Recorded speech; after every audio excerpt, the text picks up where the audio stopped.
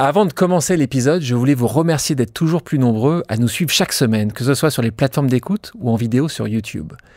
N'oubliez pas de vous abonner à la chaîne pour ne pas rater les prochains épisodes et n'hésitez pas à liker la vidéo et à laisser un commentaire. Ça nous aide vraiment à continuer de vous proposer de belles pauses avec des personnalités exceptionnelles. Merci encore et maintenant, place à l'épisode. Je trouve que j'ai pas été toujours très bien entouré et je pense que j'ai perdu un peu de temps. S'il y a un petit regret de ma carrière, je pense que c'est à ce moment-là justement. Moi, si j'étais entraîneur d'un jeune aujourd'hui qui a ce potentiel-là, je pense que je ferais les choses différemment et je mettrais un peu moins de pression parce que quand tu es jeune, franchement, à 15-16 ans, d'avoir ces lumières-là sur toi, c'est pas facile, quoi.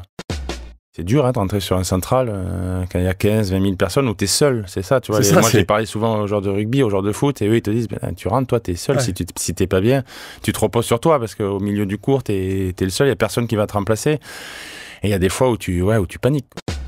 C'est la vie, c'est comme ça, tu tentes le maximum, tu essaies de progresser, mais oui, il y a des adversaires qui ont été durs. Nadal, encore une fois, ça a été terrible, mais c'est vrai que il y a toujours ce regard des gens qui est dur à gérer, qui est pas facile, et que aujourd'hui ça va, les gens sont quand même très agréables, mais à un moment c'est clair, pourquoi tu gagnes pas un grand chelem, pourquoi tu avances pas, pourquoi là t'as pas gagné Roland Garros, c'est là, pourquoi est-ce que tu t'entraînes assez?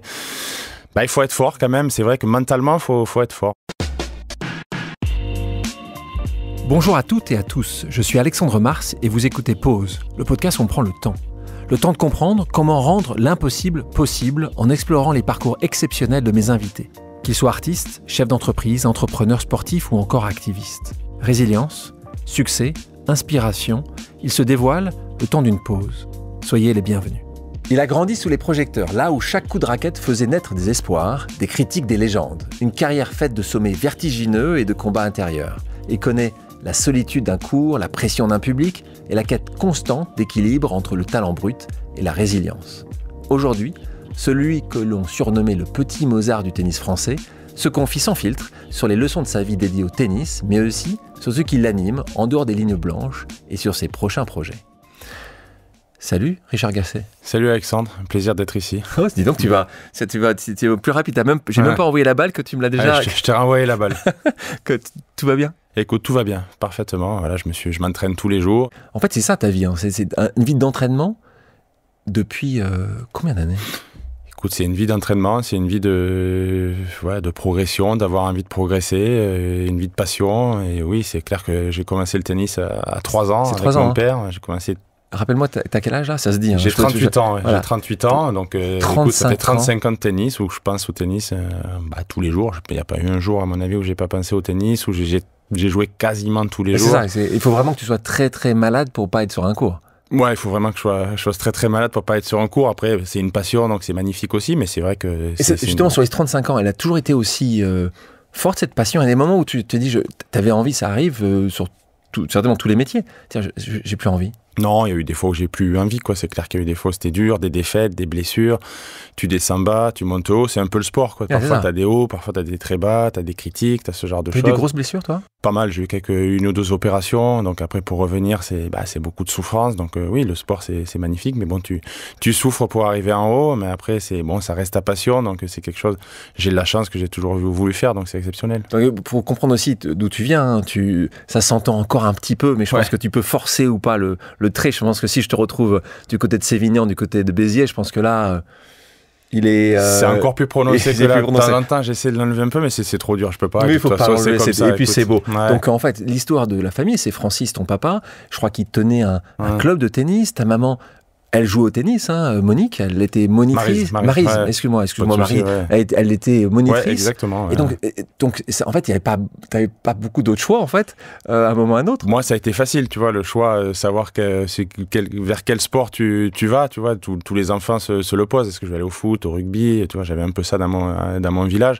Mais moi, avec mes parents, un prof de tennis, j'y suis allé tout de suite. Mais ça a été sincèrement, ça a été naturel et je me suis pas forcé. J'ai jamais eu de fois où ils m'ont mis contre mon gré, quoi. Ça a toujours été C'était assez facile pour eux? Ouais, c'était facile, ça se passait bien, mais pour moi aussi, j'adorais ça, quoi. Moi, ce que j'ai vu, en tout cas, chez les tennisman qui ont eu comme ça, comme toi, des succès incroyables, très souvent, les deux parents, ou un parent, on connaît évidemment les sœurs Williams, il y a un film qui a été fait là-dessus, peut-être qu'il y aura un film, mais je crois qu'il y a peut-être une série, dans pas longtemps sur Richard Gasquet peut-être, mais le film dont je parle là, on voit le papa des sœurs Williams.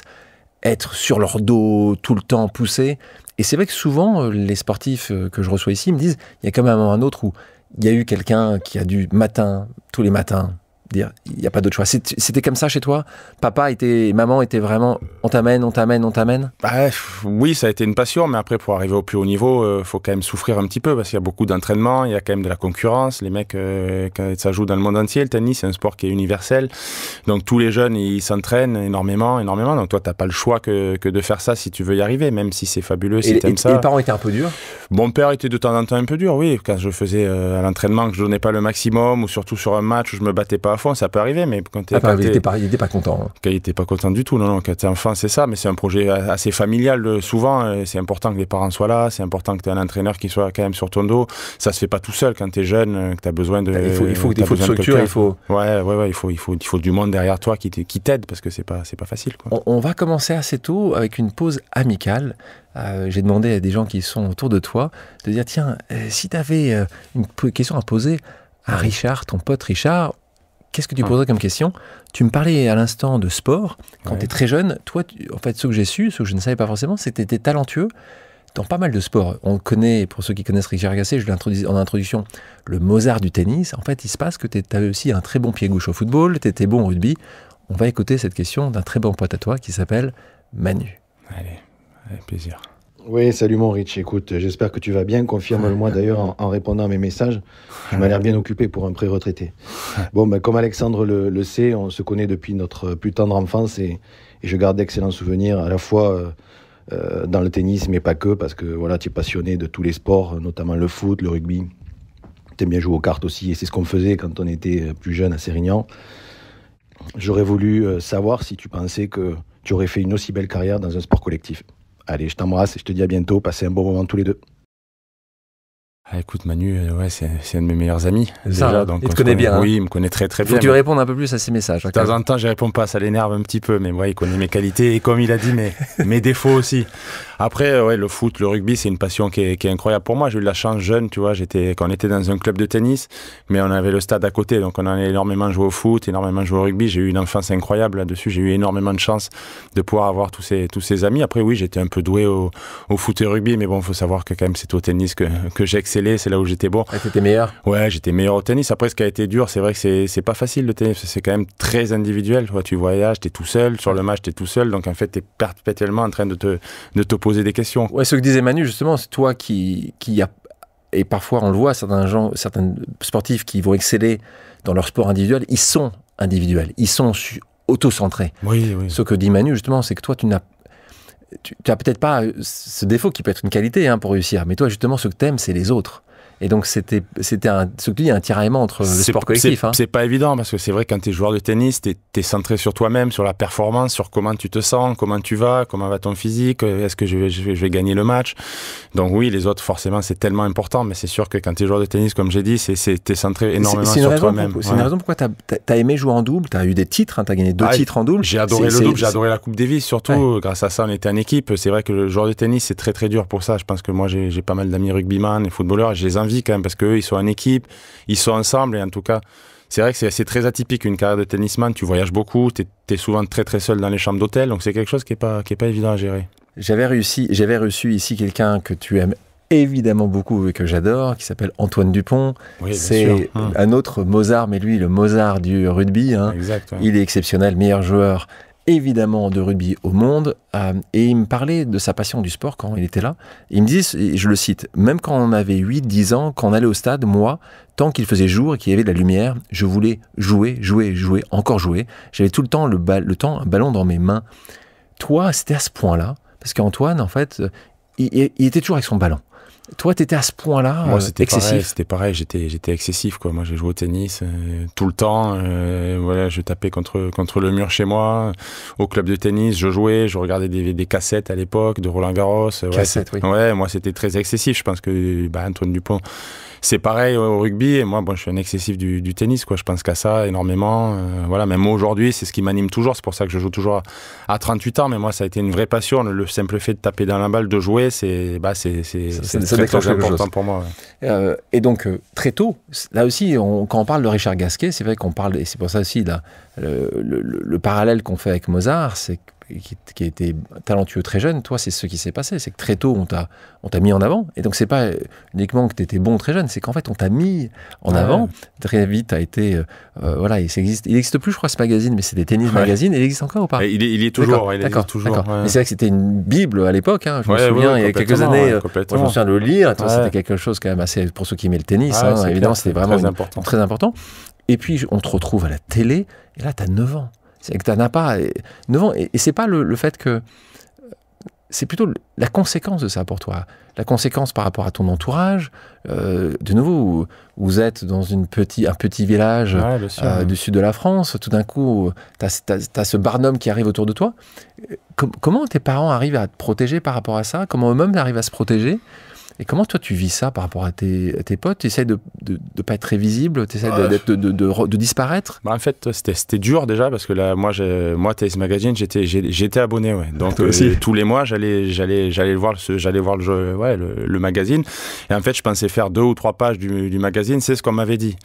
Et en fait, j'arrive, je vois le magazine et je me vois sur la couverture, quoi. Ça me fait un choc, vraiment. J'étais pas du tout content. Ah, t'étais pas content? Non, pas du tout, parce que j'étais très timide à l'époque, tu vois, j'étais réservé. J'avais 9 ans, j'avais un peu honte de me retrouver là en une. Et mes parents, ils étaient pas contents du tout non plus. On s'attendait pas du tout à ça.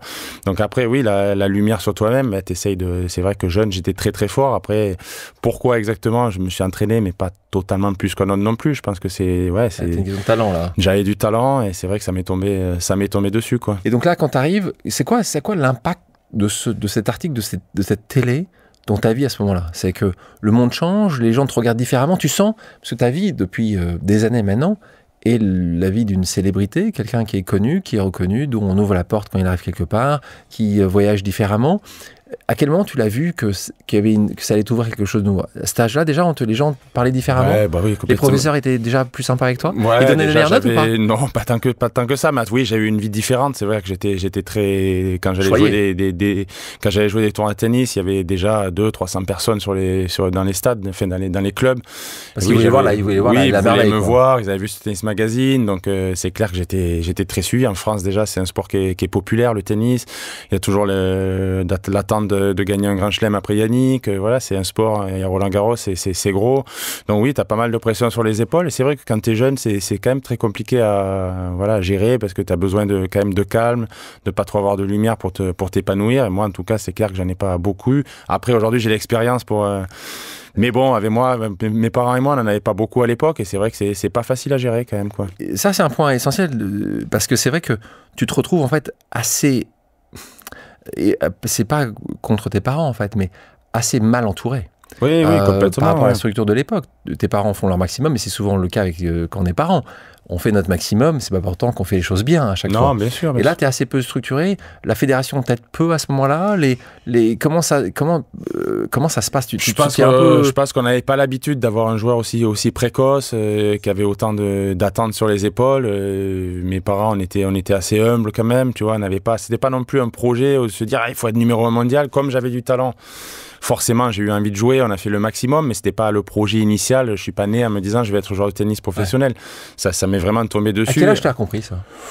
J'ai compris assez tôt, 13, 14, oui, je gagnais quasiment tous les tournois, 13, 14, 15 ans, c'est vrai que c'était... Alors on parle de petits as, on parle de ces années-là. J'ai quasiment tout gagné, mais je pense qu'à la fédération, à l'époque, ils n'étaient pas du tout prêts à avoir quelqu'un d'aussi fort, donc oui, je trouve que j'ai pas été toujours très bien entouré, et je pense que j'ai perdu un peu de temps. S'il y a un petit regret de ma carrière, je pense que c'est à ce moment-là, justement, moi, si j'étais entraîneur d'un jeune aujourd'hui qui a ce potentiel-là, je pense que je ferais les choses différemment et je mettrais un peu moins de pression, parce que quand t'es jeune, franchement, à 15-16 ans, d'avoir ces lumières-là sur toi, c'est pas facile, quoi. Ouais, surtout, c'est pas forcément les lumières, c'est en fait le manque de protection de ces lumières-là.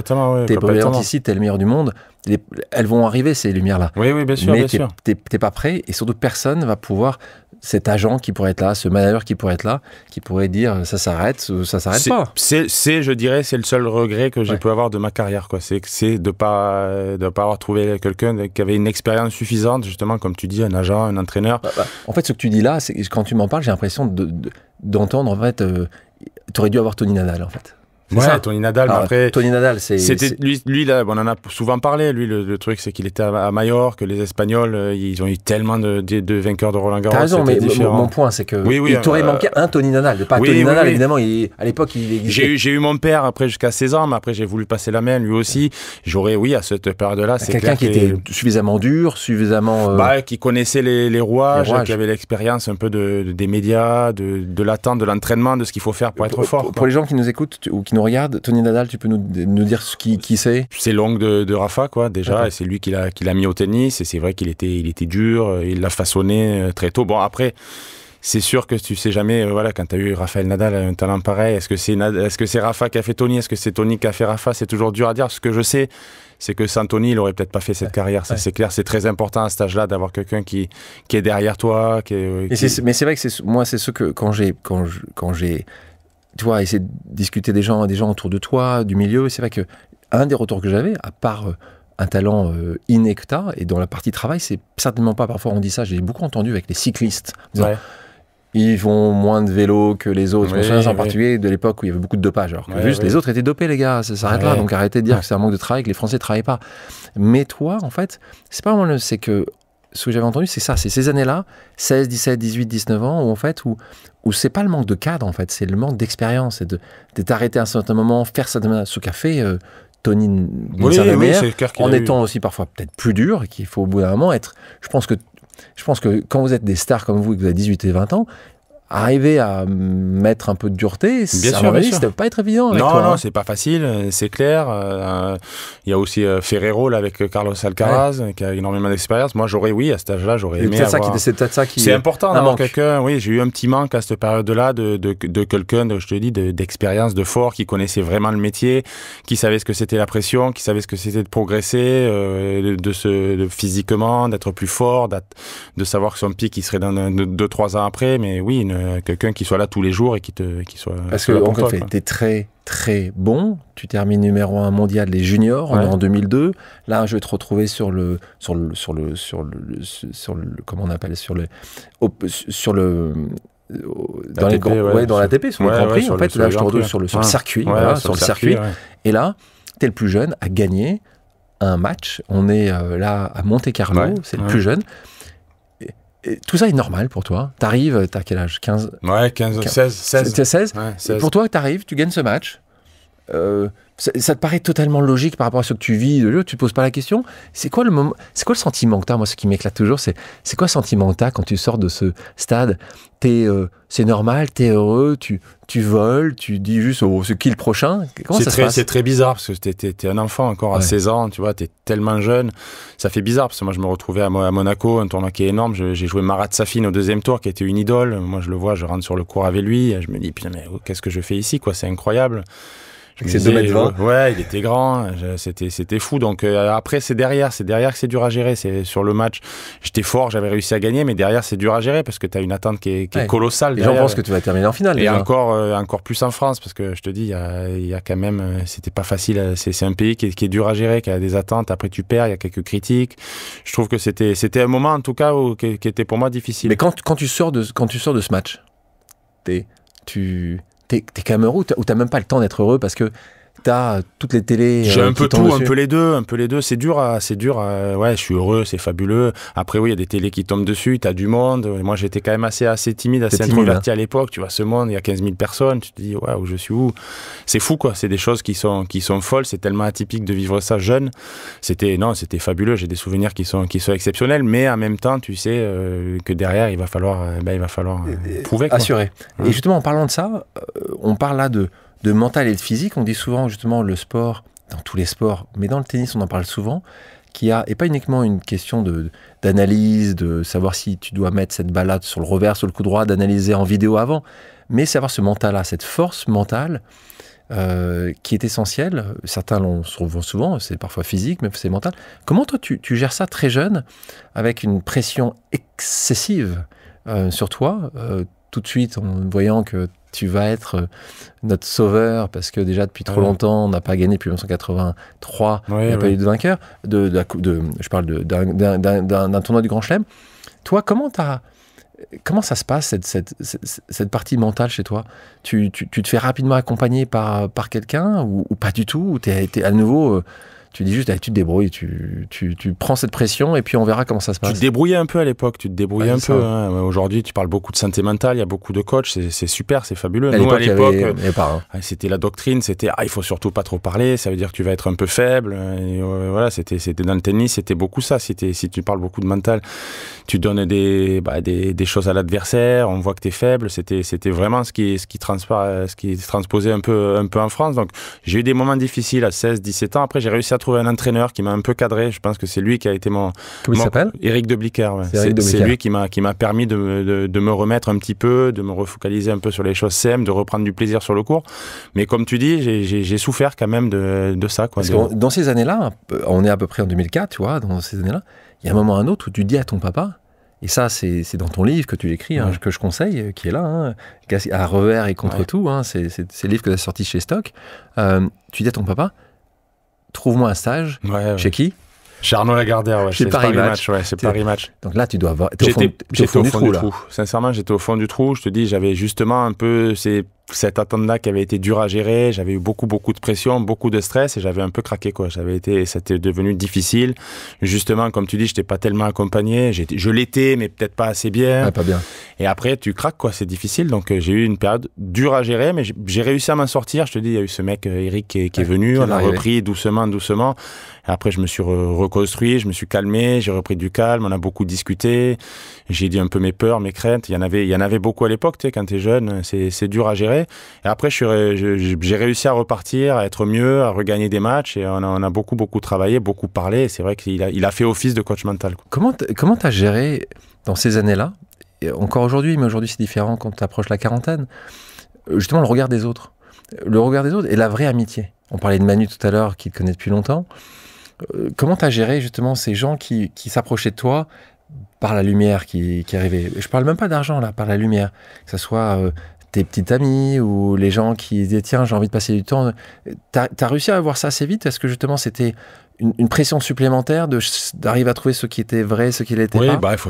J'ai plutôt pas trop mal géré ça, à la limite. Les amis, bon, j'ai laissé jamais trop les gens entrer parce que je suis assez méfiant de nature. Ce que j'ai plus de mal à gérer, c'est vraiment les médias, quoi. Un peu, tu vois, de temps en temps, tu tombes sur... Je pensais que tu allais me dire les femmes. Non, les femmes, ça bon, j'ai eu du mal aussi quand même. Mais on va pas en parler. Tant que ça, mais je te dis, les médias, quand j'écoutais les radios, je tombais sur les articles sur moi-même.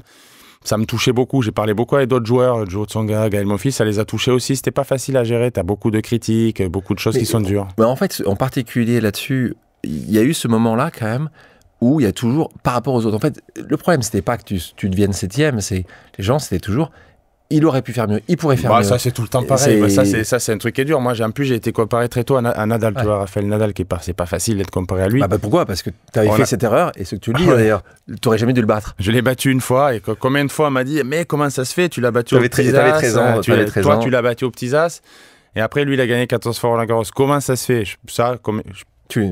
10 000, 15 000 fois peut-être, on me l'a dit, donc c'est dur. À quel moment tu as envie à chaque fois tu as envie d'arrêter l'interview, de dire juste ça?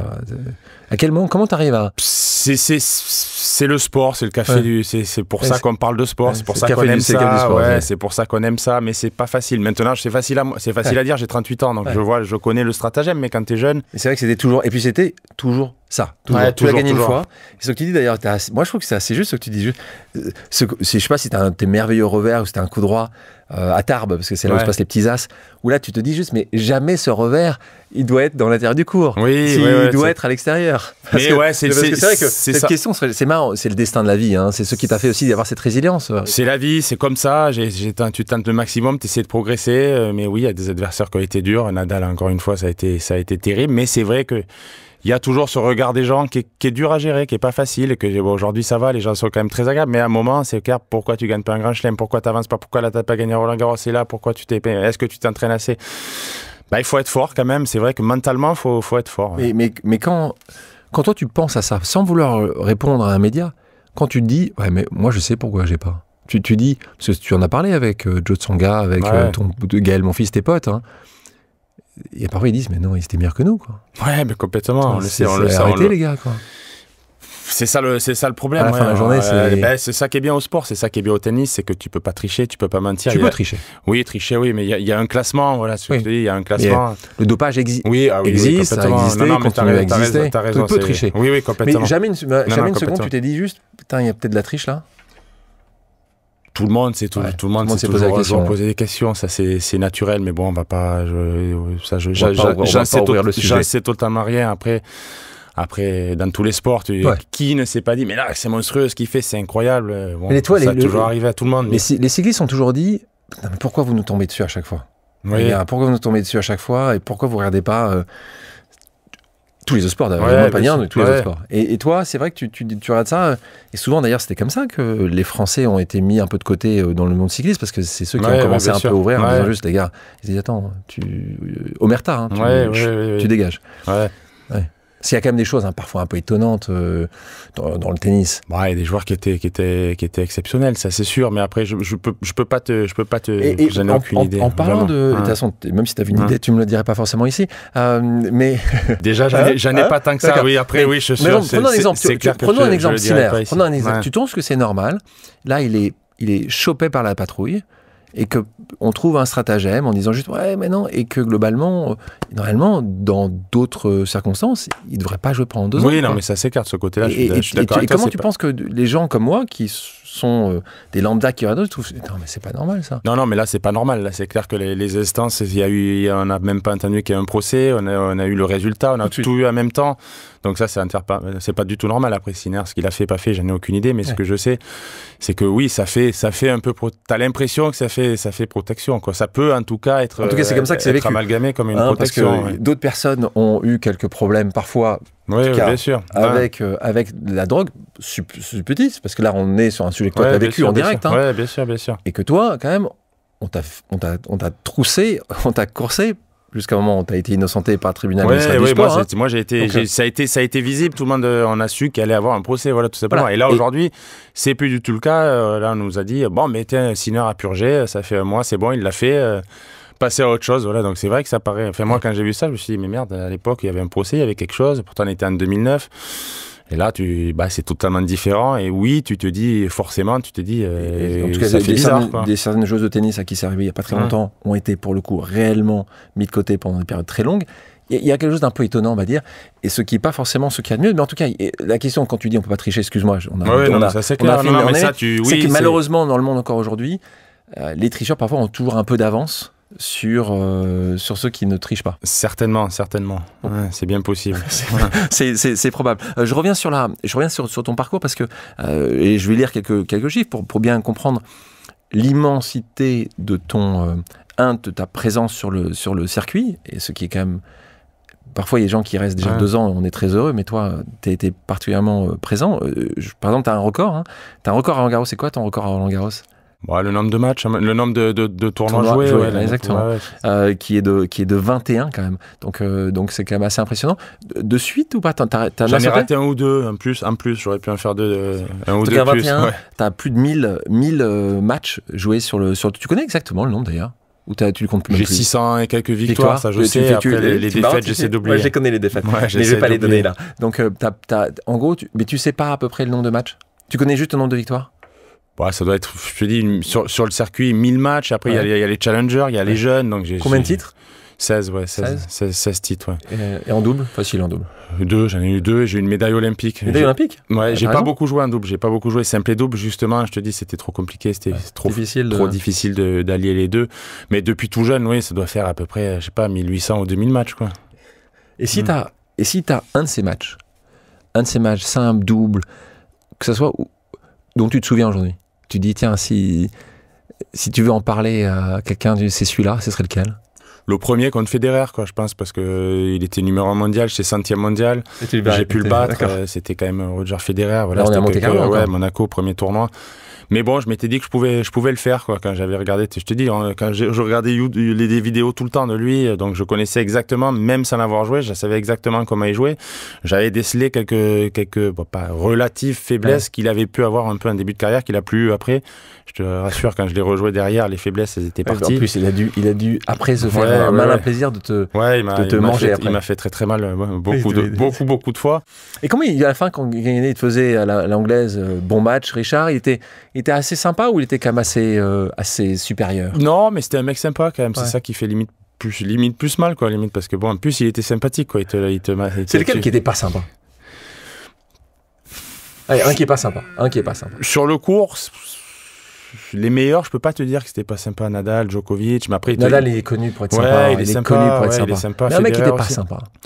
Des mecs un peu moins forts, tu vois, des Berdych, Thomas Berdych, Robin Söderling, là, c'est des joueurs un peu qui ont été 5-6e mondial, mais sur les meilleurs, sur ceux qui intéressent vraiment les gens, c'est Nadal, Djokovic, Federer, c'est des mecs polis, c'est des mecs respectueux, c'est des mecs agréables. Bon, sur le court, c'est pas totalement le cas, mais s'ils peuvent mettre double zéro, tu le prends, mais bon, c'est le sport, quoi.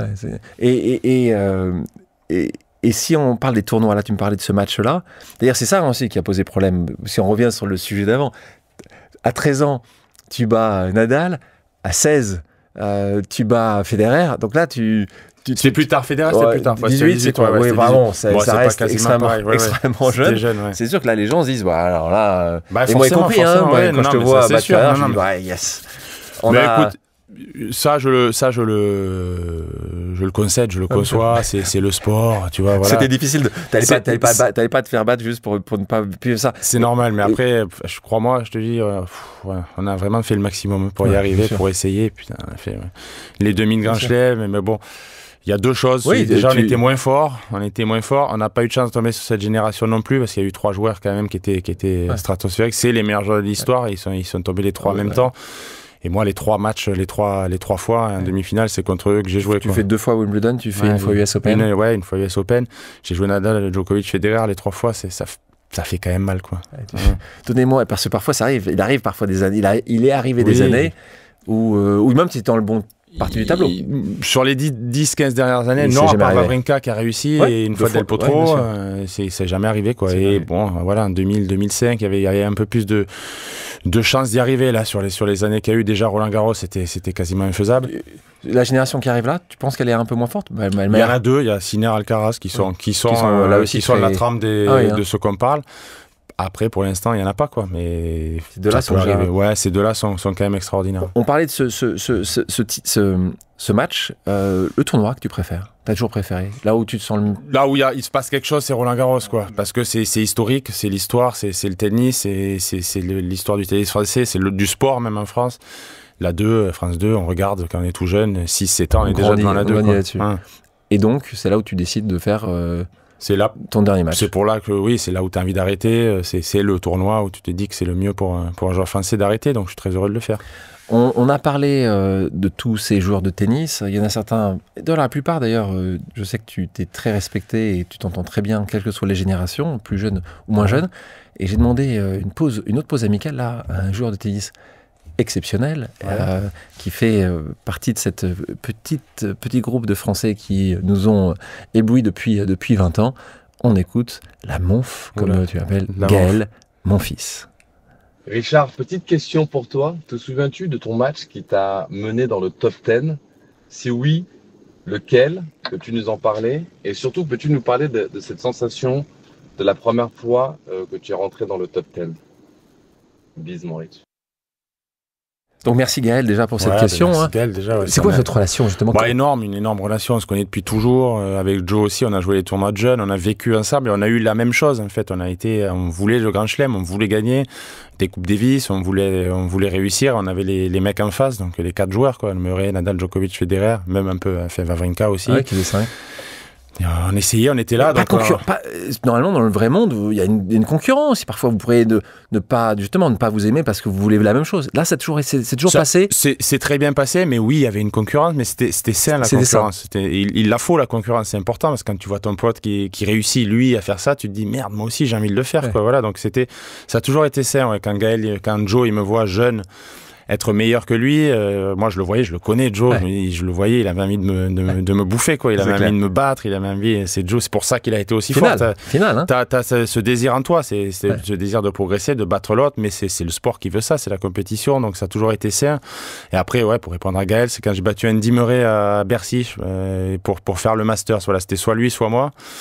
Et c'est moi qui ai gagné ce match-là, et je me souviens avoir pu à Bercy gagner et derrière faire un Masters et être dans le top 10, c'est incroyable. C'est clair que il n'y en a pas énormément. Tu coches une case. Hein. Oui, c'est clair que c'est quelque chose. Combien de Français ont été dans le top 10? Une quinzaine, je dirais. Une quinzaine, ouais. Très il y en a très très peu. Après, le meilleur qu'on a eu, c'est le numéro 3. 3, Yannick Noah, numéro 3. Yannick n'a jamais été numéro 1. Non, en masculin, encore une fois, ici, on veut évidemment. Oui, bien sûr. Il y a eu en féminin, il y a Amélie qui a été numéro 1. Exceptionnel. Et puis, on a eu quelqu'un qui a gagné aussi, Marion Bertoli, qui a gagné Wimbledon. Ouais, Marie Pierce aussi, qui a gagné, bien sûr. Roland Garros. Je sais plus ce que c'est Roland Garros. Ouais, c'est ça. C'est énorme. Donc, on n'est pas mauvais en femme. On a été meilleur en fille, il faut reconnaître. Il faut dire ce qui est. Faut pas l'occulter, faut le dire, quoi. Pourquoi oui, il y a des. On est serein avec ça, c'est normal, tu vois. On le dit. Forcément, on n'a pas réussi, c'est dur. C'est toujours compliqué de se dire qu'on n'a pas réussi à gagner un grand chelem, mais en tout cas, on a fait le maximum. Alors, c'est intéressant ce que tu dis. On parle. Il y avait pas longtemps de ça. J'étais avec le président de la fédération de judo qui s'appelle Stéphane Nomis, qui a une histoire exceptionnelle, qui est une personne incroyable et qui lui aussi a toujours un sujet entre les médailles olympiques féminines et les médailles olympiques masculines. Et dans toujours cette discussion de savoir, parfois il y a un côté qui penche plus que l'autre. Il y a plus de médailles qui vont aller plutôt chez les femmes d'ailleurs que chez les hommes. Et parfois, c'est une question du DTN, donc du directeur technique national. Parfois, c'est les coachs. Parfois, c'est la fédération. Il y a beaucoup de questions qui ont été posées là-dessus. Ça revient régulièrement depuis des années en disant juste, mais si on n'arrive plus à sortir justement ce type de talents qui sont les vôtres, et on pourra ajouter Gilles Simon aussi dans votre petit groupe, enfin, il y en a d'autres d'ailleurs, mais est-ce que toi, comment tu l'appréhendes ce sujet, de dire les fédérations, parce que c'est pas celle d'aujourd'hui dirigée par Gilles Moreton, c'est pas le sujet. Le sujet, c'est est-ce qu'on s'est soit reposé sur nos lauriers? On le voit par exemple en football. En football, on le sait, tu as des joueurs français partout en Europe. C'est la ressource rare de tellement de clubs. C'était les Brésiliens il y a 20 ans. C'est énorme. C'est les Français. Parce qu'ils ont complètement réinventé le modèle de la détection régionale, locale, et donc ils font grandir des vrais talents. Toi, quand tu vois ça, tu t'es souvent dit juste, c'est pas uniquement nous comparer d'autres, c'est que globalement, si on prend Sinner, puisque Sinner, pour ceux qui ne savent pas, c'est un joueur italien, c'est pas forcément son nom qui va nous dire ça, et les Italiens, c'est dingue en ce moment. Ouais, c'est fou. Ils sont en hommes et en femmes partout. Et quand ils expliquent ça, ils disent c'est la fédération qui a réinventé un peu le système. Toi, comment tu penses que c'est vraiment ça? Tu penses que si on a des clubs, c'est que les jeunes n'ont plus envie de jouer, les gens préfèrent faire autre chose, c'est que le football a pris la main sur le tennis? Comment tu l'expliques ça, toi? Tu penses qu'un Richard Gasquet aujourd'hui, qui grandit du côté de Béziers, il va au foot direct? Il va plus au tennis? Il y en a quand même qui jouent au tennis, il y en a quand même beaucoup. Je pense que ce qui est dur, c'est que déjà au tennis... Pour moi, en tout cas, je pense qu'il y a eu on nous a mis beaucoup de pression sur les épaules. Je pense que la fédération est très forte. Il y a beaucoup de moyens. On entend souvent ça. Pourquoi cette fédération n'a pas gagné de Grand Chelem avec tous ces joueurs, avec tous ces moyens-là? Je pense que moi, enfin, dès que tu gagnes un match, t'es mis tout de suite sur les devants. Voilà, quand t'es espagnol, italien, ça n'a rien à voir avec la structure française qui est vraiment, c'est un carcan un petit peu et qui est ça pour moi, enfin, pour les autres joueurs, je pense que c'est ça qui fait que de temps en temps, voilà, tu loupes des joueurs parce que tu as beaucoup trop de monde qui parle sur toi, beaucoup trop de gens qui donnent des conseils. Voilà, c'était trop difficile. Après, aujourd'hui, je pense qu'au tennis, c'est un sport quand même, il y a beaucoup de monde qui joue, il y a beaucoup de jeunes qui s'y mettent et on espère en tout cas qu'il y aura une belle génération. Comment tu vois la génération paddle? Tu vois que sport qui a pris beaucoup de place aujourd'hui, tu penses que ça peut concurrencer? Tu penses que des jeunes peuvent partir sur le paddle ou de toute façon, ça restera le tennis? Pas sur le haut niveau. Sur le haut niveau, je pense que c'est le tennis, quoi. Le paddle n'existe pas pour moi sur le haut niveau, mais après sur la pratique, c'est ludique, c'est agréable à jouer, c'est facile. Tennis de table, on n'en parle pas. Voilà, le tennis de table, c'est énorme. Il y a les frères là qui sont incroyables. Et les frères Lebrun, et puis c'est vrai que c'est un appel d'air. Non, mais c'est énorme. Considérable. Réalisé, c'était fabuleux, fantastique. Mais après, je te dis, le paddle, c'est surtout sur les amateurs où c'est très ludique, c'est facile à jouer. T'as l'impression de bien jouer assez vite. Au tennis, c'est plus difficile, mais après, justement, sur le haut niveau, je pense que ça restera le tennis. Toi, quand tu vis cela et quand tu es au quotidien auprès de ces joueurs, t'en as vu sur ces 30 dernières années où tu t'es dit, quel talent. En talent pur, il est bien, et ils n'ont pas réussi. Plein, énormément. T'en as vu énormément. Comment t'es arrivé à... C'est là, plutôt, ça a été un manque de travail, tu penses? C'était une direction? C'est justement un coach qui n'était pas là? C'est un peu tout. De temps en temps, c'est son projet personnel. Il y a des joueurs qui ne se sont pas donné assez les moyens. De temps en temps, il y en a eu où l'entraîneur n'a pas été bon, où il lui a fait faire des erreurs, il lui a changé des choses techniques, il lui a pas donné assez confiance. C'est souvent la rencontre d'un entraîneur et d'un joueur pour progresser. Le joueur a été soumis, il a été géré par lui-même. Il n'a pas eu assez, pas assez de soutien. Il y a beaucoup de choses. Mais ce qui est sûr, c'est que oui, des talents, t'en perds, t'en rates. Bon, le tennis, c'est sûr, ça écrème. Il y en a peu qui arrivent. Il faut être très très fort. Mais oui, j'ai vu des talents exceptionnels ne pas réussir, quoi. Et quel est celui qui a été à l'ATP que tu t'es dit, il est resté 10e ou 20e ou 30e et tu dis juste, il aurait dû être mieux que ça. Il y en a un comme ça? Ou tu penses que là, à ce niveau-là, Quand t'es 10e, non. Après, sur notre génération qui était le plus fort, ça a toujours, c'est sur les résultats, ça a été Joe. Après, sur la qualité intrinsèque, je dirais que c'est Gaël, quoi. Voilà, Gaël, tu te dis, quand tu le vois, que tu vois le postulat de départ au niveau physique, au niveau de la force qu'il peut avoir. Quel est le joueur ou la joueuse qui t'a marqué dans toutes ces rencontres sur la route? Qui est-ce que tu dis juste, il est spécial? Nadal, quoi. Nadal, ouais. Déjà, par mon histoire, de par le connaître depuis tout jeune, je l'ai vu à 13 ans, j'ai déjà vu assez vite que ça allait être quelqu'un. Mais vous passez du temps ensemble, vous parlez. Il a fait la préface de ton livre. Mais tu parles espagnol, il parle français. Non, on parle anglais. On parle anglais. Mais c'est assez basique. Hein, c'est assez basique. On va pas se faire des. Vous passez pas une nuit ensemble, poser des questions comme ça. Non, c'est clair. Il y a un respect. Oui, il y a beaucoup de respect, mais bon, je connais son histoire, je sais comment il a travaillé. Voilà, je le connais.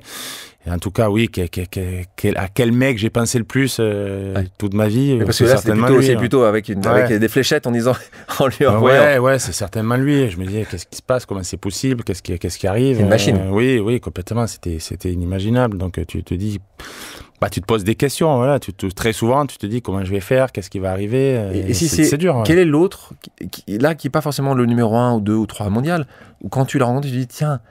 C'est ça aussi le tennis professionnel, c'est ça aussi notre histoire. Est-ce que c'est un Kyrgios, est-ce que c'est un Père, est-ce que c'est des gens qui sont totalement, qui sont en dehors du système. C'est les McEnroe de l'époque, quoi. Toi, tu regardes ça en disant juste, on a besoin de ça aussi. On a besoin de ça, on a besoin de joueurs un peu plus amateurs, j'ai envie de dire, parce qu'on a beaucoup de machines aujourd'hui sur les terrains, des mecs qui sont à fond, qui sont là, qui perdent jamais les pédales, qui vivent que pour le tennis, et ces deux-là, Kyrgios et Benoît, ça fait du bien, ouais, ça fait bon de raconter le ça fait du bien un peu de les voir, Benoît, ouais, tu te dis, Kyrgios aussi, c'est encore un talent encore au-dessus de Benoît, et c'est vrai que Kyrgios, ça fait du bien, c'est un ami à moi, en plus je le connais bien, je l'ai vu arriver tout jeune, et c'est un amateur, voilà, c'est un amateur. Lui, bonne chose. Est-ce que tu penses qu'il n'a pas été assez encadré? Parce qu'il a un talent brut. Lui, à la limite, il veut pas être encadré. Moi, j'aurais aimé être encadré. Lui, à la limite, il s'en fout. Laissez-moi faire ce que j'ai envie. J'ai pas envie. Mais après, bon, quand même, il a fait une grosse dépression. Tu vois, il a aussi, quand même, il aime bien dire ça.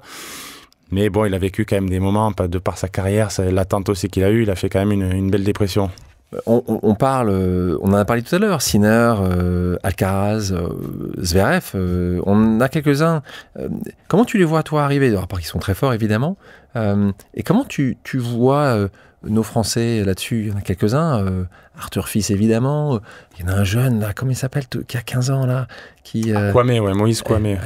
Il est très fort, très très fort. Il joue très très bien. Je pense qu'il a autre chose qu'un service. Il est très très très très impressionnant. Fort. Il y a Mpecci aussi, Giovanni Mpecci, qui est très fort. Il y a quelques très très bons joueurs. Donc là, tu vois ça, tu dis, les gars, on a vécu ça avec Gaël, moi.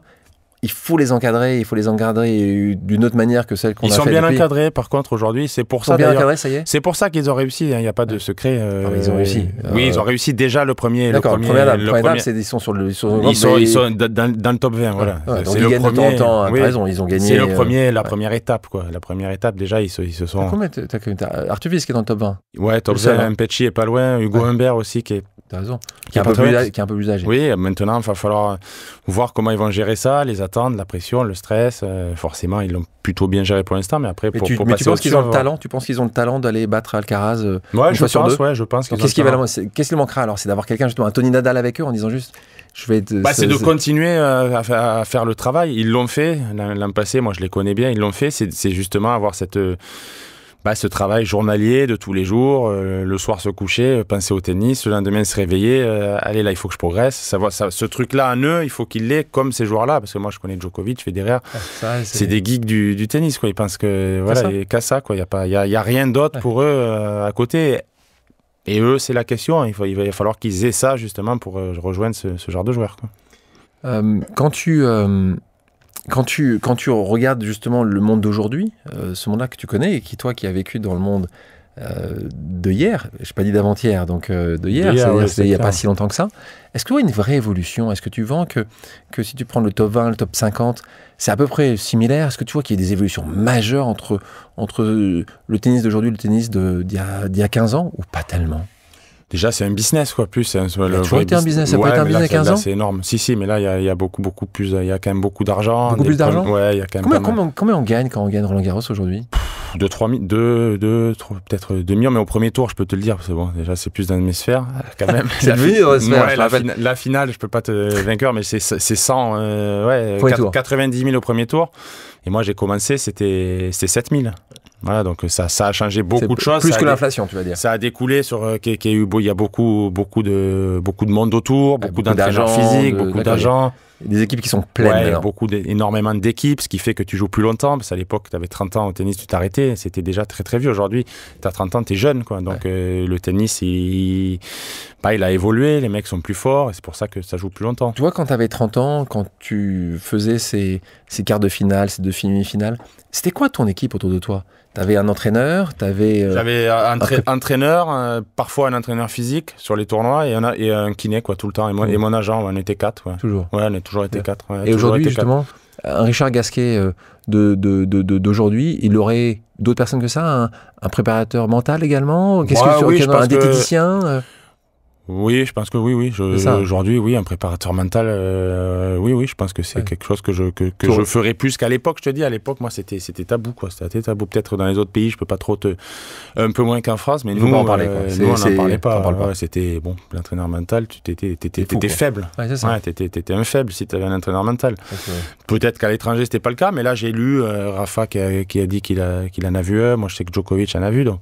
Surtout que c'est important, voilà, c'est clair. Et merci de le dire, parce que je pense que c'est aussi ça, le moment qu'on passe ici, c'est que tu partages ces moments de doute que tu as pu avoir, et puis dire c'est important. Moi, évidemment, je pense que c'est très important d'être accompagné, parce qu'on a tous des moments de moins bien. Ah oui, et ce moment de moins bien là, c'est pas facile à gérer tout seul. Non, c'est très dur. Et c'est vrai que malheureusement, trop souvent encore aujourd'hui, en France évidemment, mais dans d'autres pays malheureusement aussi, c'est pourquoi t'as quelqu'un, qu'est-ce que ça veut dire? Et en fait, les gens eux-mêmes, on aurait besoin souvent, mais en fait, ça se dit pas, en fait. Donc, c'est bien de le dire.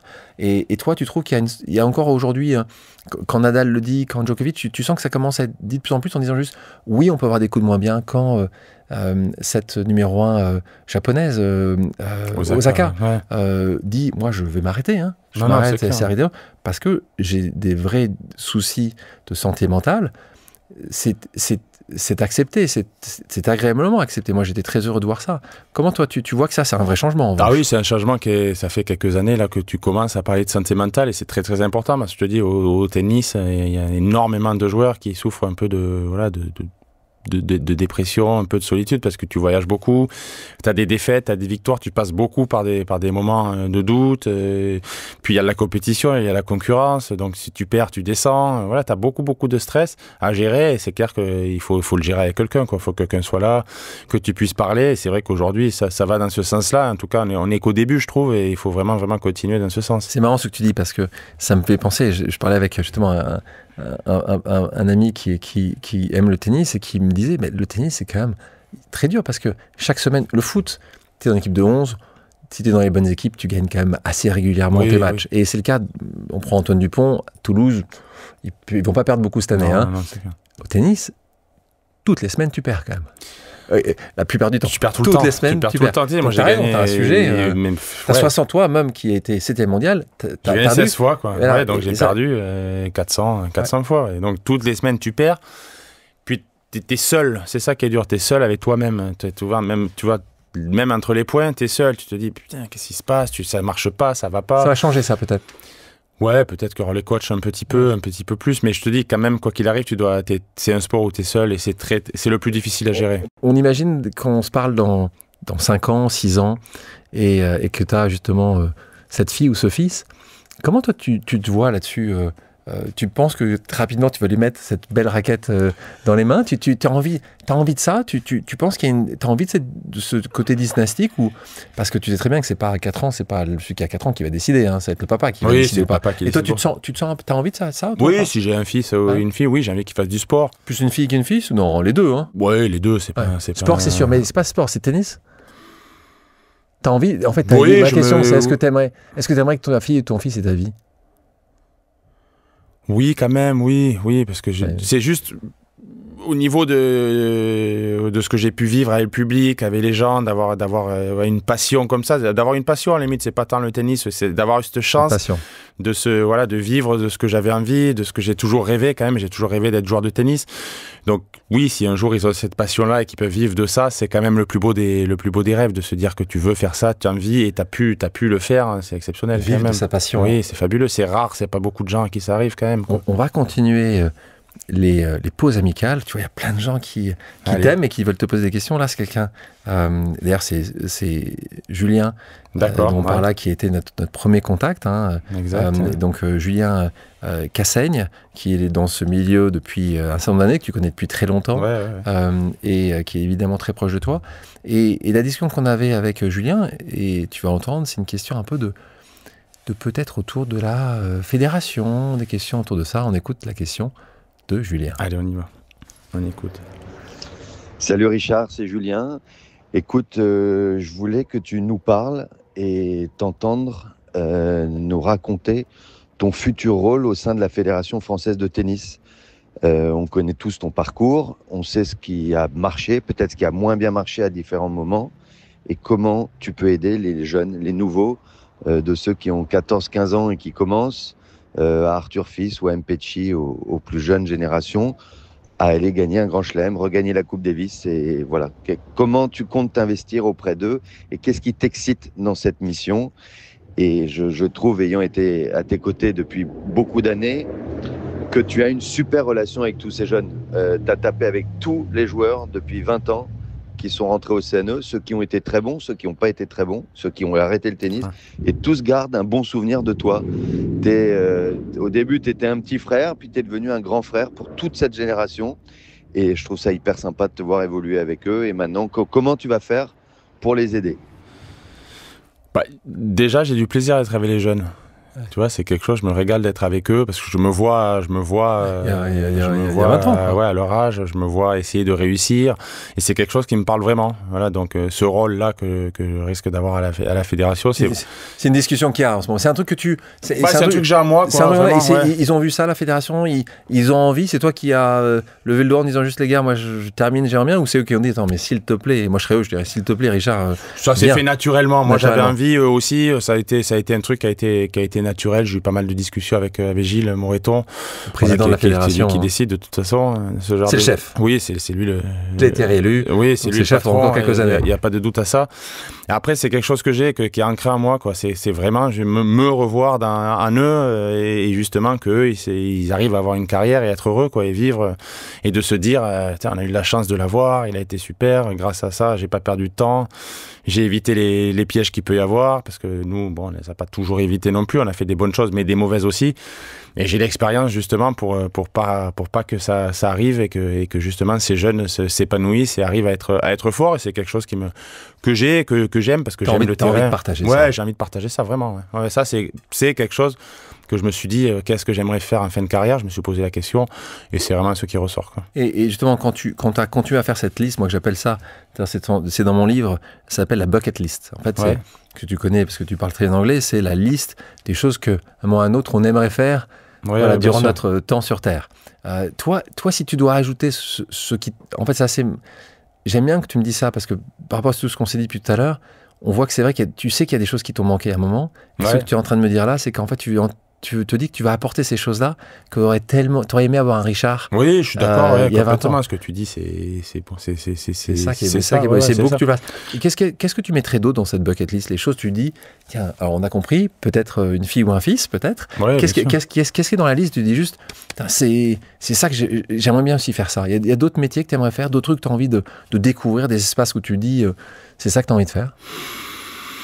J'ai eu de la chance quand même, j'ai fait tout ce que j'ai voulu voyager, Bien sûr, j'ai eu de la chance. Qu'est-ce que j'aimerais faire? T'étais quand même cantonné dans un métier, dans un parcours obligatoire qui était 40 semaines par an à faire la même chose. Bien sûr. Si là justement tu peux tout faire, t'as à peine 40 ans, t'es tout jeune, tu peux faire tout ce que tu veux, c'est dingue, c'est génial. Il y a beaucoup de gens qui aimeraient... Non, mais rencontrer des gens, voilà, discuter, voir des horizons un peu différents, apprendre de tout le monde, ça c'est intéressant. Après, oui, ma passion première, c'est le tennis, ça c'est clair, c'est le sport. Mais tu te verrais président du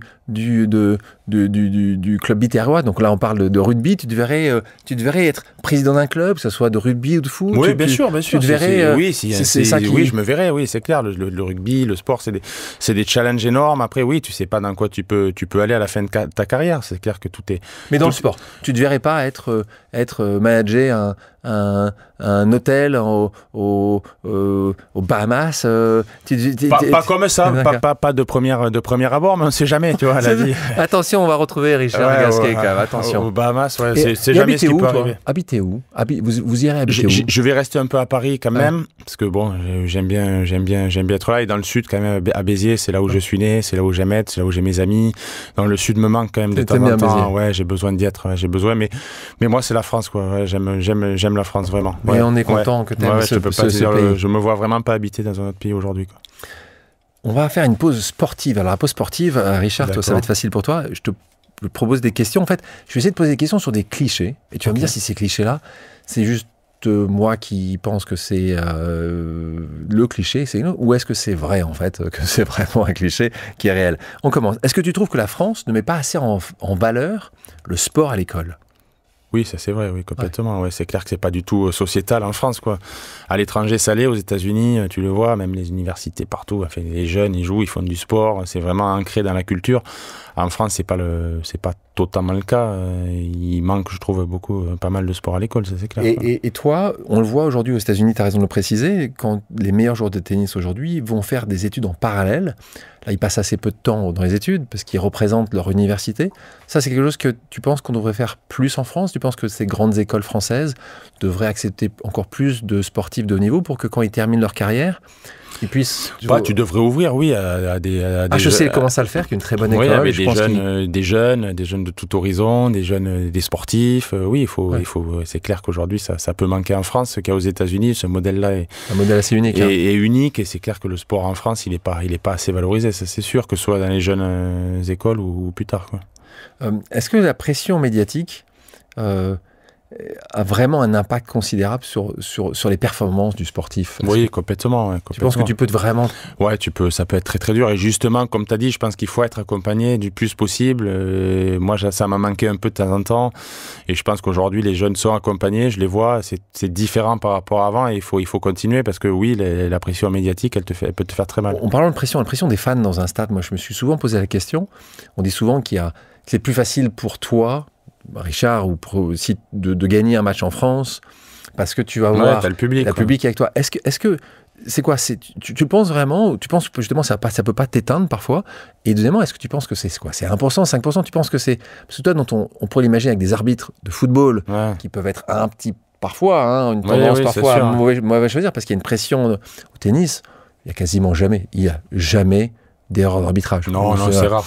Donc il n'y a pas de pression sur l'arbitre. Donc tu le crois, ça, ce fait qu'il y a une pression forte, mais pour moi, elle peut aussi t'anéantir. Ça peut te faire très mal aussi. Moi, il y a eu des matchs où ça m'a fait mal quand j'étais jeune. C'est dur de rentrer sur un central quand il y a 15, 20 000 personnes où tu es seul. C'est ça, tu vois. Moi, j'ai parlé souvent aux joueurs de rugby, aux joueurs de foot, et eux, ils te disent, tu rentres, toi, tu es seul. Si tu pas bien, tu te reposes sur toi, parce qu'au milieu du court, tu es le seul, il n'y a personne qui va te remplacer. Et il y a des fois où tu paniques, quoi. C'est sûr que quand ça se passe mal, que tu vois le public qui est déçu, qui se dit on est venu mais il perd. Alors au contraire, quand ça réussit, que ça gagne, c'est euphorique, c'est magnifique. À Roland-Garros, ça t'arrive, c'est des moments qui sont uniques. Mais quand tu perds et que ça marche pas, je peux te dire que tu passes pas un bon moment. Qu'est-ce que tu fais quand tu perds un tournoi, d'ailleurs? Tu restes un peu, la première chose que tu fais, c'est que tu vas le plus loin possible. On m'a toujours posé cette question-là. Est-ce que là, tu restes, c'est sympa, tu voyages beaucoup, mais en fait, le joueur de tennis, c'est décalage horaire, tu perds, tu passes à un autre tournoi. Donc, en fait, plus vite tu vas te reposer, mieux c'est pour ta récupération. En fait. Ouais, c'est des machines. Ouais, c'est clair. Tu ne poses pas de questions. Tu pars, tu rentres, tu te reposes, tu repars, tu refais les valises. 2 jours après, tu es reparti. Tu as un autre décalage horaire, un autre hôtel. Et ça, c'est un très bon point, justement, sur ce côté cliché de vie, de diva du tennisman. C'est quoi une journée classique de Richard Gasquet? Alors peut-être un peu moins maintenant parce que tu prends un petit peu plus de plaisir sur d'autres choses, mais si on prend le journal de tennis, toi à ton prime, là où c'est à quelle heure tu te lèves, à quelle heure tu te couches, qu'est-ce que tu fais dans cette journée? Tu t'entraînes. C'est combien d'entraîner? C'est à l'époque, 1 heure, 2 heures? 2-3 heures, quoi. 2-3 heures de jeu, ça dépend. Bon, la veille du match, tu joues qu'une heure. Non, mais là, pas la veille d'un match. Là, tu sais quoi, c'est 3 heures par jour? Maintenant, oui, c'est 2 heures, quoi. 2 heures par jour, mais aujourd'hui, ça va un peu mieux. Je sors un peu plus quand même sur les tournois, j'arrive à visiter un peu plus. Quand j'étais jeune, c'est les jeunes, tu vois rien. Je te promets, moi, j'ai voyagé partout et j'ai vu peu de choses. Zéro, quoi. Tu vois un peu, mais en fait, le jeune, je te dis, qu'est-ce qu'il fait? Il joue, il reste dans sa chambre, il attend le dîner, il va dîner, rentre à l'hôtel, le lendemain, il s'entraîne. Mais en fait, je te dis, tu perds, tu pars, on voit... Donc tu passes assez peu de temps avec les autres collègues, de joueurs? Le soir pour dîner, quand même, mais après la journée, la journée, tu restes seul. Et, dans ta chambre et tu joues aux jeux vidéo, quoi.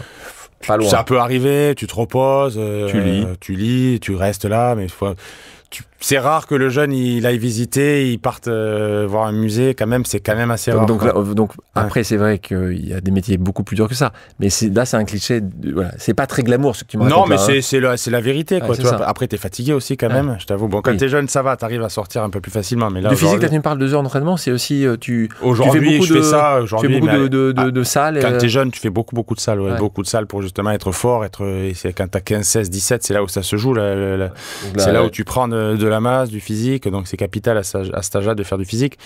Mais je te dis, oui, c'est cliché, mais c'est la vérité, quoi. Une question justement par rapport à ce physique, le régime alimentaire, il est obligatoire aujourd'hui pour être un sportif de niveau? Oui, il est complètement obligatoire. Il y a des choses que tu peux pas manger. Tu peux pas, ouais. Tu peux pas. Genre, qu'est-ce que tu peux pas manger? Des sucreries, c'est mauvais. Tu peux le faire, il y a des moments où tu le fais, mais je te dis, c'est pourquoi c'est pas... C'est le 1, 2, 3... Moi, je vois les joueurs aujourd'hui, ils vont vite, ils récupèrent bien. Et je te dis, tu as 1, 2 ou 3 kilos de plus sur le cours, tu les portes et c'est terrible. En 3 heures, tu portes c'est terrible. Le sport de haut niveau, ça pardonne pas aujourd'hui. Le sommeil? Pareil, c'est très important. Très important, le sommeil, alimentation.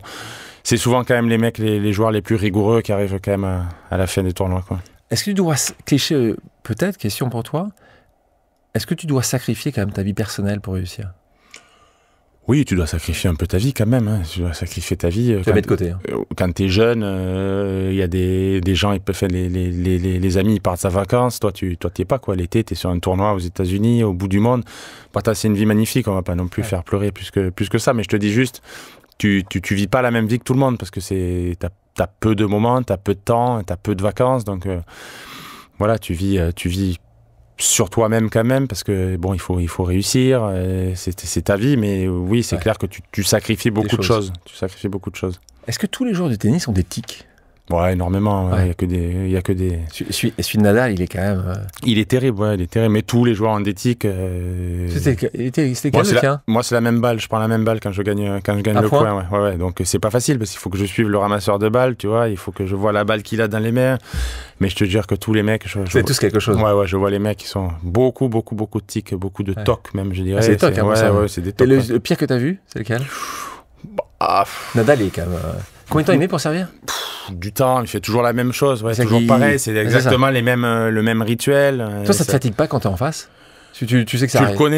Tu le connais, ça peut être un peu long, un peu de temps en temps, un peu long à digérer, mais oui, c'est long, surtout que le point derrière, il va être dur. Plus c'est lui qui va gagner le point d'après. Ouais, souvent, mais je te dis, les tics et les mecs... c'est quoi le plus drôle que t'as vu ou celui qui t'a le plus agacé? Les mecs, les mêmes douches à chaque fois, voilà, d'année en année, tu sais que le mec il va prendre la même douche, tu sais qu'il mange la même chose, tu sais, en fait, les mecs, il y a que des faudrait vraiment. Ouais, c'est vrai que c'est pas des tics, c'est des tocs. Il faut être un peu malade quand même. C'est ça, raison. Il y a un peu de maladie. Limite un peu de maladie. maladie. Pas limite, il y a de la maladie. De toute façon, on l'a souvent su, les chaussettes, le slip. Oui, les chaussettes, le truc, le même t-shirt, voilà, le même pied que les lignes, tu marches pas dessus. Il y a beaucoup de choses. Les réseaux sociaux. Qui n'existaient peu non, pas quand tu as commencé, ils n'existaient pas, qui sont aujourd'hui omniprésents. Tu penses que c'est... Là aussi, on parlait tout à l'heure d'équipe. Tu penses qu'il faut maintenant, une partie de ces joueurs ont quelqu'un qui s'occupe que de ça. Est-ce que tu penses que c'est une bonne chose? Alors toi, tu as toujours fait attention de comment tu t'exprimais, où tu t'exprimais. Est-ce que tu penses que c'est encore plus difficile, c'est une pression supplémentaire pour la génération qui arrive? Ce qui est dur aujourd'hui, c'est que tu peux pas dire ce que tu veux quand même. Quoi. C'est ça que je trouve aujourd'hui en 2024-2025, c'est que si tu dis un mauvais mot, tu peux ramasser derrière sévère et longtemps, et tu peux avoir une mauvaise image. Et ça, je pense qu'à 20 ans, c'était pas totalement le cas. Je trouve qu'aujourd'hui, le poids des mots est très fort, et il faut faire vraiment attention. Après, les réseaux sociaux, c'est comme tout, il faut un juste milieu. Quoi. Je trouve qu'il faut pas faire que ça, parce que tu deviens un peu idiot. Quoi, tu vois, donc... Voilà, mais il y a quelqu'un aujourd'hui, sur les gros joueurs, il y a quelqu'un qui s'en occupe. Et moi, ce qui me fait peur pour cette génération, c'est vraiment ça, quoi. Je trouve que voilà, le moindre mot est interprété, et ça peut être amplifié, et tu peux souffrir de ça, quoi, plus qu'à mon époque. Un autre sujet qui a été un moment difficile pour toi, qui était un moment où tu as été là, et les réseaux sociaux n'existaient pas, et heureusement, là, on est, je sais plus en quelle année exactement, où il se dit que t'as touché ou t'as de la cocaïne dans ton sang. Je crois que c'est comme ça que ça s'est dit. Et là, c'est tourbillon médiatique parce que le Mozart français qui touche à moins le Mozart. C'est un peu plus compliqué, c'est moins le Mozart comme tu dis. Et là, tu te retrouves dans un truc qui... Alors là, t'as pas vu le truc arriver. C'est le 35 tonnes qui te passe dessus, qui repasse et qui repasse et qui repasse. Et donc là, tu peux te battre des doigts nez. Je veux dire, c'est pas vrai. Là, au bout d'un moment, les choses se font dire que en fait, tu étais peut-être sorti avec une jeune fille dans un club, donc tu as vécu ta vie de jeune. Et là, en fait, c'est un enfer. En tout cas, moi, je l'avais vu, toi, de l'extérieur. Je me suis dit, mais pauvre Richard, c'est un enfer absolu, jusqu'au moment où tu es donc blanchi par le TAS. Le truc qui m'a sauvé, c'est déjà, même si on me croyait pas, ça a pu m'arriver, ça restait de la cocaïne, tu vois, donc ça faisait pas de tricheur quand même. Bon, donc c'était pas pour ça. Là, on parlait tout à l'heure d'autre chose, parce que tout à l'heure, on parlait de quelque chose que tu aurais pu prendre pour mieux jouer. Oui, là, on parle pas. C'est juste une drogue de fête. Oui, au tennis, je crois pas que ça aide quoi que ce soit. Après, oui, c'est clair que ça a été un calvaire. Je pouvais pas sortir dans la rue, c'était impossible. J'ai fait le 20h de TF1, le 20h de France 2. J'étais avec Claire Chazal, tu vois, pour une histoire comme ça. C'est rare quand même, quoi. C'était un tourbillon. Et puis tu le disais, parce que ce qu'il disait que c'était, je ne sais pas, et je ne veux pas balancer, mais je peux t'assurer que il y a quand même pas mal de gens qui t'ont peut-être même interviewé, qui sont consommateurs eux-mêmes de cocaïne. Donc c'est ça qui est assez marrant dans le système, c'est que c'était rien, ça t'a pas fait être meilleur. Plein de gens peut-être le font, d'ailleurs pas peut-être, plein de gens le font pour sortir, ainsi de suite, pour avoir même pas de performance sportive. Et toi? Bah, droite-gauche. Ouais, j'ai pris cher quand même, c'était compliqué pour... T'aurais pu faire différemment, tu penses?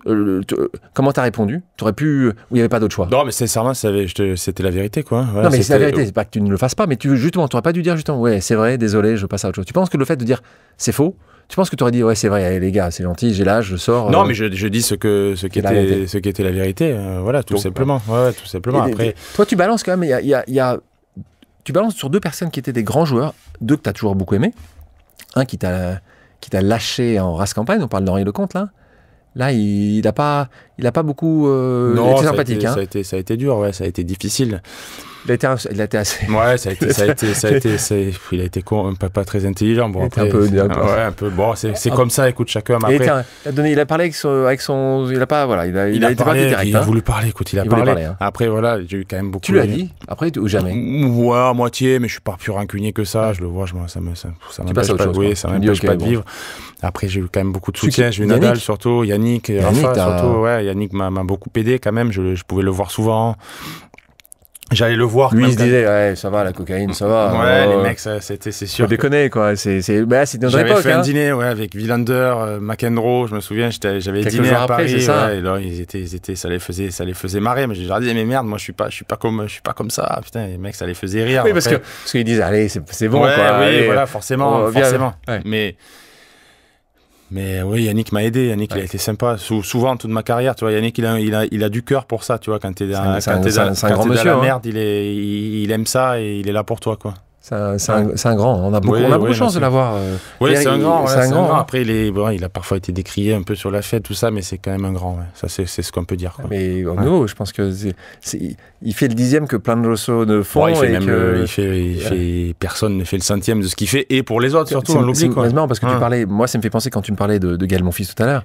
Lui, par exemple, c'est exactement ça. Je pense que quand c'est une star avec un physique exceptionnel, là on parle des débuts des années 80, souvent les gens ont dit, mais s'il avait été un peu plus encadré, si on lui mettait un Tony Nadal avec lui, parce que là tu parles d'homme qui aime la fête, qui aime faire autre chose, c'est vrai que beaucoup de gens auraient pu dire, avec son physique, avec ces années-là, il aurait peut-être pu gagner d'autres. Oui, forcément. Parce que, même chose, il était...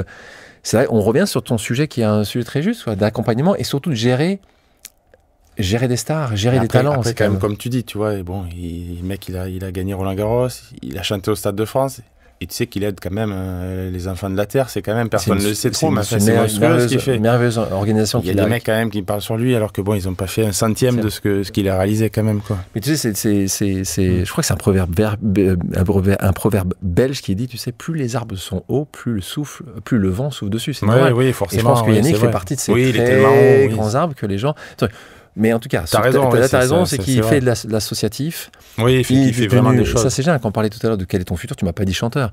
Mais lui, il a voulu être chanteur. Il l'a fait. Il a été chanteur. Ouais, non, c'est énorme. Il a vendu et il continue à vendre des tonnes d'albums. Donc, grand respect pour lui. Donc là, c'est un moment où tu te dis, ma vie sera plus jamais pareille quand on termine cette période-là. C'est passé, mais ma vie sur les mois et les années après, ça a pu être la même. Ouais, ça a été. Tu t'es méfié de. Je me suis méfié de tout. J'étais fatigué surtout, quoi. J'étais fatigué de ce moment-là, de ce que j'avais pu vivre, des gens, du truc médiatique, d'avoir fait des TF1, d'avoir fait des radios, d'avoir fait tout ça. C'était tellement... c'était un théâtre. Tu l'as revu, cette jeune fille ? Non, jamais, je t'avoue. Elle t'en a contacté en disant, tiens, prochaine fois que tu passes à Miami. Ouais, écoute, à Miami, je sais plus trop. Je suis resté à l'hôtel l'année après, je t'avoue. Je suis pas trop ressorti. Ouais, t'as arrêté. T'es moins sorti après, quand même. Un peu moins, on est sorti quand même, on est sorti. Attends, on était jeunes, c'est normal quand même de sortir, tu vois, faut pas être malade avec ça non plus, mais t'as fait attention, tu disons le disais d'ailleurs, tu fais attention de ce que tu mangeais. J'étais un peu moins insouciant, on va dire, ouais. Pas pareil, quoi. C'est dommage, parce que l'insouciance, c'est ça aussi qui fait le... Ouais, mais tu la perds, l'insouciance, après, quand t'es un peu connu, quand tu prends une branlée comme ça, à droite, à gauche, l'insouciance, tu la jeûnes, mais sincèrement, aujourd'hui, moi, j'en ai plus du tout, quoi. Plus du tout. Aucune. Vraiment. C'est un peu dommage. Ouais, c'est dommage, complètement. Mais je te dis, t'as vécu. C'est ça qui est dur, c'est qu'au bout d'un moment, quand t'as vécu, tu dis juste, c'est quand même dur. T'as vécu, oui, après t'as des critiques, t'as des résultats. Ça te touche encore, toi ? Non. Non, parce que moi, j'ai vécu, quoi. Voilà, je sais comment ça se passe. Est-ce qu'il y a encore une chose qu'on dit qui te touche ? Il y a un truc qui te dit juste, là, pas tant que ça. C'est limite... Pas tant que ça, s'il y a encore une chose. Non, c'est limite pas bien non plus, parce que plus rien ne me touche. C'est presque pire, en fait, parce que vraiment... Il y a encore un cœur là-dedans. Non, mais je te dis, les critiques, les trucs, j'ai tellement eu l'habitude qu'en fait, tu peux tout me dire. En fait, c'est limite pire que tout, parce qu'en fait, vraiment, ça me touche plus du tout, quoi. Toi, t'es connu, d'ailleurs, tu l'as dit souvent, t'étais timide au préalable, puis discret. Toi, c'est la continuité d'être discret, tu l'es encore aujourd'hui. Justement, t'écris ce livre-là pour justement évoquer un certain nombre de sujets. Tu viens ici parler avec moi également, mais est-ce qu'il y a justement des choses où tu as envie de partager plus ? On a compris avec ces jeunes talentueux. C'est surtout là, ça. Tu as envie de toi de prendre de plus en plus la parole et d'amener. C'est surtout avec les jeunes, quoi. Après, c'est surtout avec les jeunes, avec les mecs qui ont envie de réussir, pas peut-être pas que dans le tennis non plus, tu vois, dans quoi que ce soit, entreprendre autre chose aussi, tu vois, c'est se donner les moyens, c'est que les mecs rêvent, qu'ils se disent que c'est possible pour eux aussi, tu vois, parce que bon, voilà, moi je suis pas né non plus, tu vois, on était dans le sud avec mon père, j'étais pas prédestiné à faire une carrière de 7e mondial non plus, à vivre ce que j'ai vécu. Ce qui me fait envie, c'est de partager l'expérience, et surtout avec les jeunes et des mecs qui ont ça en eux et qui ont envie justement de faire quelque chose de leur vie, quoi. Si on met de côté tous tes succès professionnels, pour toi aujourd'hui, c'est quoi ton grand succès personnel? C'est d'avoir été heureux, quoi. J'étais heureux, franchement, j'ai été heureux, et d'avoir pu vivre ce que j'ai vécu, quoi, tu vois, et là aujourd'hui de me dire, j'ai des souvenirs de fou, quoi, tu vois, d'avoir de jeunesse aussi, avec mes parents, avec les amis, avec les autres joueurs, avec les rencontres que j'ai pu avoir, et de me retourner en tout cas sur les 38 premières années et de me dire, putain, c'était super, quoi. Ouais, c'était super. Une question que je pose toujours à mes invités, c'est qui t'aimerais que j'invite à ta place après ce beau moment ensemble? Enfin, j'espère qu'ils étaient bons moments. Ensemble. J'aimerais bien un jour parler avec Federer et Nadal, quoi. Ouais. Federer et Nadal, justement, pour voir un peu leur cheminement à eux, tu vois, leur cheminement. Moi, je le connais, celui de tous les joueurs français. Mais leur enfance, je connais celle de Nadal, mais voilà, comment Federer il s'est construit, qu'est-ce qui a été ses mécanismes. À quoi il a pensé quand il s'est fait battre à Monaco par le jeune Richard Gasquet. Oui, quand il est sorti du stade, celui-là, je vais pas le lâcher. C'est clair que ça a été dur après, mais je te dis, voilà, le mécanisme, qu'est-ce qui a fait que ce joueur-là a été Roger Federer, tout simplement. C'est intéressant. C'est des discussions qui sont intéressantes, ouais. Et toi, la pause, quand tu aimes faire une pause, quand tu dis juste, là, j'ai besoin de ce moment, elle est où cette pause? J'aime bien aller à Béziers, quoi. J'aime bien aller chez mes parents. Il y a un endroit chez tes parents? Chez mes parents. Là, j'y suis allé une semaine. Ils ont déménagé depuis Voilà, à Béziers, ouais. J'ai une maison là-bas à Béziers. Et voilà, j'y vais de temps en temps. Et j'aime bien être là-bas. Tu vois, on est calme. Je vois Manu un petit peu. Notre ami, on fait peu de choses, tu vois. Voilà, je sors pas beaucoup. Je vois personne. Et ça me fait du bien un petit peu parce que, tu vois, T'es reconnu là-bas quand tu sors? Je suis né là-bas, donc oui, les gens me reconnaissent forcément, mais après, c'est chez moi quand même, quoi. Richard, merci pour ton temps, merci de nous avoir raconté ça, merci de nous avoir fait rêver tant et tant de fois. Merci beaucoup. Merci beaucoup, Alexandre. Merci, Richard. Avec plaisir, merci. Merci à tous d'avoir pris le temps de faire une pause avec nous sur RCJ. J'espère que l'émission vous a plu, inspiré ou fait réfléchir. Si c'est le cas, je compte sur vous pour soutenir Pause sur radio-rcj.info ainsi que sur toutes les plateformes d'écoute. À bientôt sur RCJ pour un nouvel épisode de Pause.